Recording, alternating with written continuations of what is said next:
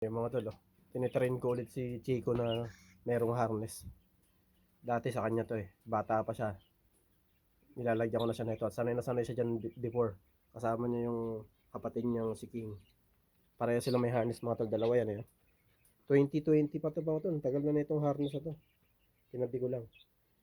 Pero ngayon, titrain ko ulit na may harness siya. Tignan ko kung magugustuhan niya. Medyo na ano siya medyo naiirita siya sa harness mga tol. Sa medyo maiksi yung buntot niya kasi nag-molting sila ngayon mga tol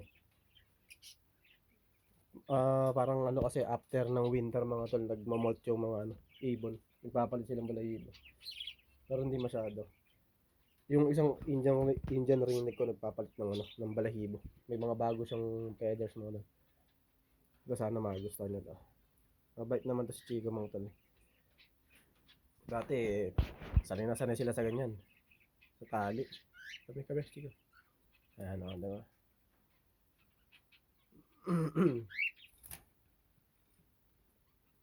Ganyan lang siya mga tol. Sayang ito, medyo umilap na tong isa kasi hindi ko nahawan. Pero dati mga tol, alam nyo, yung pinaka-tame ko, ito. Kaysa dito. Mas tame tong kapatid niya. As in, ito talaga hinahabol ako na ito saan ako magpunta mga tol. Sa dati namin tinitiran. Tapos ito naman, hindi siya masyadong lumalapit sa akin. So nagkabaligtad. Siya na yung mas tame ngayon mga tol. Kahit ang tagal ko na silang hindi nababanding. Mas tame to si Chico kaysa kay King. Pero nahahawakan ko pa rin yan. Yun nga lang, medyo mailap na sa mga tol. Papakita ko sa iyo. Kami chicken. Ayun medyo takot siya mga tol. So King ang pangalan nito kasi nung hinahandpid ko sila mga tol, hindi ko alam na babae. Siyempre hindi mo alam kung ano gender pag baby pa 4 days old pa lang to mga tol. Hinanpid ko na kasi nung baby, first time baby to ng parent nila Saan ba yung parent niya? Ayun yung mga parent mga tol andun sa dulo, ayun yung parent. First baby niya to.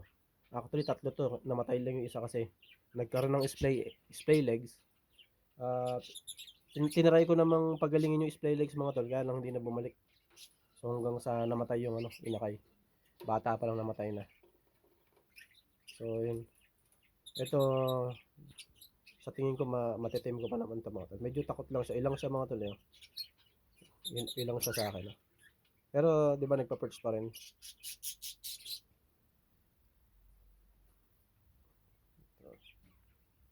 Sana bumalik yung dating pagiging time nila. Pero mangyayari lang yan kung kung mag-i-stay ako sa lugar na to mga tol.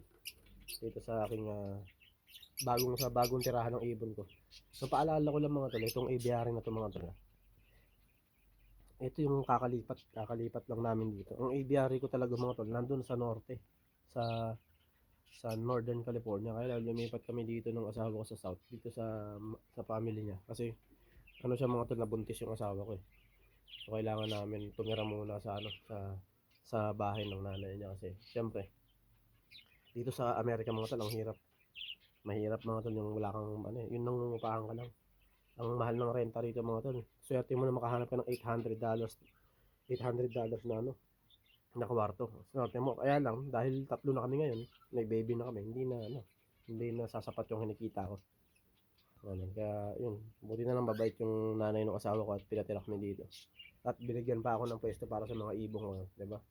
So talagang nagpapasalamat ako sa kubiran ko sa suporta na binibigay niya sa amin.